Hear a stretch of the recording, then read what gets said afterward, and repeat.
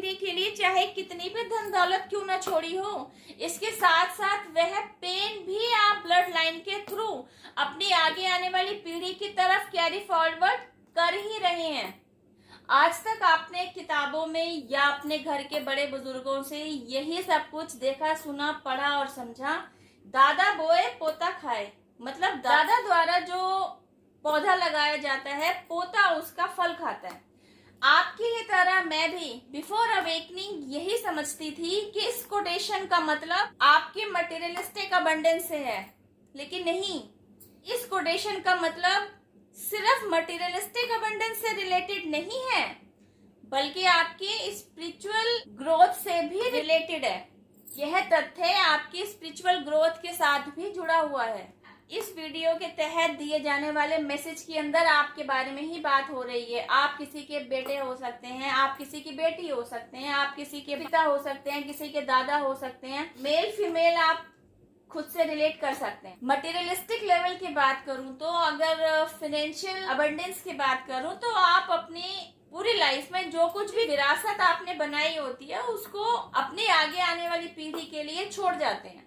ये आपको लगता है कि आप फाइनेंशियल अबंडेंस छोड़कर जा रहे हैं। यस ऑफ कोर्स, आप फाइनेंशियल अबंडेंस छोड़कर जा रहे हैं, लेकिन आप ब्लड लाइन में भी कुछ ऐसी चीजें छोड़कर जा रहे हैं जो आपकी आगे आने वाली पीढ़ी की तरफ कैरी फॉरवर्ड होंगी ही होंगी। अब अगर आप आज की तारीख में शरीर छोड़ने से पहले ही आप अवेकेंड हैं, आपने शरीर छोड़ने से पहले ही खुद पर काम कर लिया, अपने अंदर के सारे ब्लॉकेजेस को आपने रिलीज कर दिया, आपने अपने दिल और दिमाग को शांत कर लिया, आपने मानसिक लेवल पर माफी मांग भी ली और मानसिक चेतना के तहत माफ कर भी दिया। अब अगर आप इस स्टेज पर आके शरीर छोड़ते हैं तो यही हीलिंग आपके आगे आने वाली ब्लड लाइन पर कैरी फॉरवर्ड होगी। तब जाकर आपकी पीढ़ी में आगे आने वाला वंशज सही मायने में एक खुशहाल जीवन जी पाएगा, सुखी और समृद्ध जीवन जी पाएगा। इससे उलट अगर आप किन्हीं ब्लॉकेजेस को अपने साथ लेकर जाते हैं, जैसे आपने किसी को माफ नहीं किया, किसी ने आपका दिल दुखाया था, उससे आप बदला लेने की भावना में जीवन भर घुलते रहे, ना तो बदला ले पाए ना ही उसे माफ कर पाए, उससे जुड़े हुए किन्हीं ग्रजेस को आपने अंदर ही पाले रखा और उन्हें रिलीज किए बिना ही आप बिना किसी से कुछ कहे आपने शरीर छोड़ दिया। आपने अपनी आगे आने वाली पीढ़ी के लिए चाहे कितनी भी धन दौलत क्यों ना छोड़ी हो, इसके साथ साथ वह पेन भी आप ब्लड लाइन के थ्रू अपनी आगे आने वाली पीढ़ी की तरफ कैरी फॉरवर्ड कर ही रहे हैं। फॉर एन एग्जाम्पल, आपकी आगे आने वाली पीढ़ी में आपकी 2 पोतियां और 1 पोता है।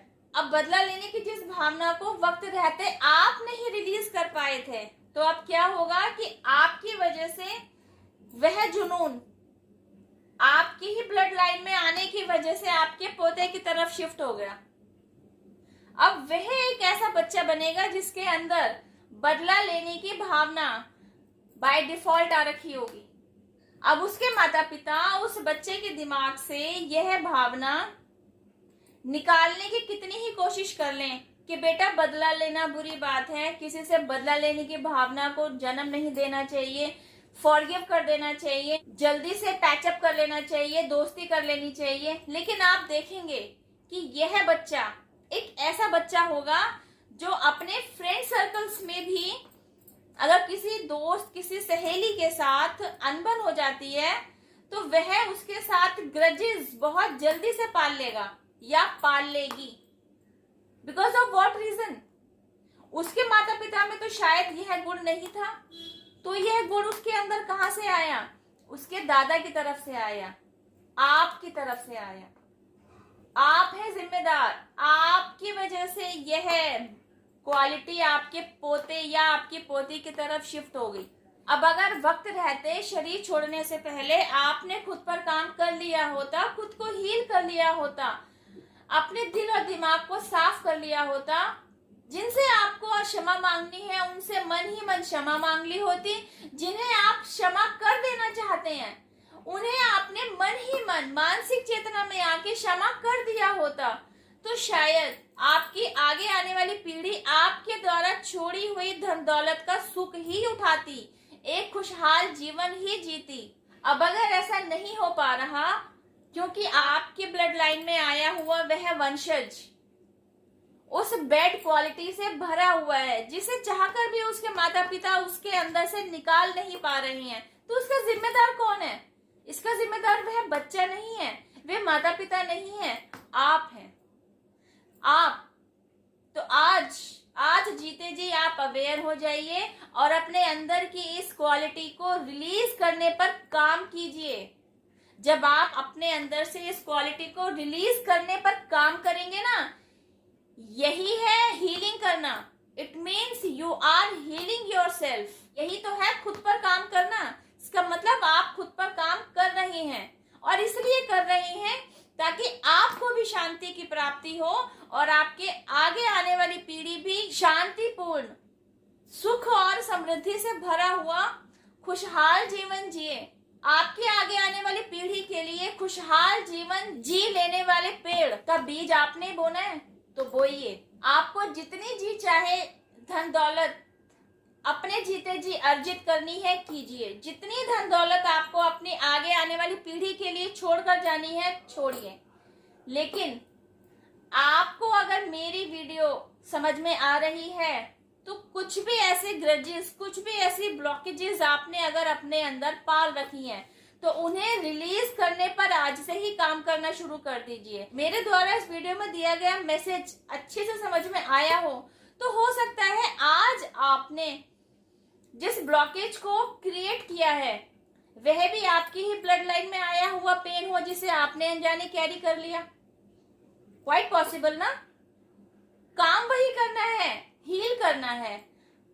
आज आप अपने ऊपर काम कर लीजिए। आज 90% लोग अपने ऊपर काम कर ही रहे हैं। अगर वे गरीब घर में पैदा हुए हैं तो वे इतने जागरूक हो रहे हैं कि उन्होंने खुद से ही प्रॉमिस कर लिया है कि हम गरीब पैदा जरूर हुए हैं लेकिन हमें गरीब मरना नहीं है। ये उन्होंने अपनी चॉइस बना ली है। तो उन्होंने अपने लाइफ को शिफ्ट करने का इनिशिएटिव लिया और मेहनत की। तो इसके बूते हुआ क्या, उनकी लाइफ मटेरियलिस्टिक लेवल पर शिफ्ट हुई। लेकिन अगर आप पहले से ही अबंडेंट हैं तो आपको क्या करना है? आपको तो बस उस पेन को रिलीज करना है जिस पेन को आपने अपने अंदर पाल रखा है। हमने और आपने सुना और पढ़ा तो कई बार है, फॉरगेट और फॉरगिव, लेकिन शायद समझा नहीं है। ऐसे लोग जो आपके दुख का कारण बने हुए हैं, ऐसी सिचुएशंस जो रह रहकर आपको पीड़ा दे रही हैं, आपको कष्ट दे रही हैं, आपका दिल दुखा रही हैं, या तो उन लोगों को और ऐसी सिचुएशंस को आप भूल जाइए जैसे कभी कुछ हुआ ही नहीं। भूलने के लिए जो विल पावर लगेगी ना, जो स्ट्रेंथ लगेगी ना, आपको इनर वर्क से ही मिलेगी। अगर भूलना नहीं चाहते तो आप माफ कर दीजिए। माफ कर देने की पावर भी आपको इनर वर्क से ही मिलेगी। या तो आप भूल जाइए या आप उन्हें माफ कर दीजिए। इससे होगा क्या, आपका दिल और दिमाग खाली हो जाएगा। आपके ब्लड लाइन में कोई ब्लॉकेज क्रिएट नहीं होगा। अगर हो रखा है क्योंकि आप खुद पर काम कर लेंगे, या तो उन स्थितियों को, उन लोगों को भूल जाएंगे या दिल से माफ कर देंगे, तो आपका दिल और दिमाग का जो एरिया है वह बिल्कुल साफ हो जाएगा। अपनी आगे आने वाली पीढ़ी के लिए बेशक आप विरासत छोड़कर जाइए, मटेरियलिस्टिक सुख छोड़कर जाइए, लेकिन ब्लड लाइन में कोई पेन छोड़कर मत जाइए। आई नो ब्लड लाइन में पेन कोई जानबूझकर छोड़कर नहीं जाना चाहता। समय रहते अपने पेन को हील ना कर पाने की बहुत सी वजह हो सकती हैं। शायद आपको कोई ऐसा कोई गुरु, ऐसा कोई सच्चा साथी मिला ही नहीं जो आपकी बातें सुन लेता, आपको आपके दिल के बोझ से मुक्ति दिलाता, आपको आपके दुख दर्द से आराम दिलाता, आपको हील करता। क्योंकि ऐसा कोई मिला ही नहीं तो आप खुद को हील कर ही नहीं पाए। मैंने इस वीडियो में आपको समझाने की बहुत कोशिश की है। अगर आप मेरे इस वीडियो में दिए गए मैसेज से खुद को रिलेट कर पा रहे हैं, and if you are suffering from this kind of pain, तो आपको आपकी पेन से बाहर लाने के लिए मैं आपकी मदद कर सकती हूँ। I can help you to heal yourself. Blood line pain को कवर करते हुए मैंने रिसेंटली अभी बहुत सी वीडियोस डाली हैं। आपके दिल में जो दुख है, जो दर्द है, जो जख्म है, किसी न किसी वीडियो में दिए गए एग्जाम्पल के साथ आप खुद को जरूर रिलेट कर पाएंगे। अपने इस दुख दर्द से बाहर आने के लिए आप खुद को किस तरह हील कर सकते हैं, इसकी भी कई रेमेडीज मैंने अपनी इन वीडियोस के जरिए आपके साथ शेयर की हैं। आई एम श्योर वीडियो में दिए गए मैसेजेस आपके लिए माइलस्टोन साबित होगा। इस वीडियो में बस इतना ही। अब मैं आपसे मिलती हूँ मेरी नेक्स्ट वीडियो में। टिल देन हैव पेशेंस, रब्बा खैर, जय माता दी, take care, bye, stay blessed.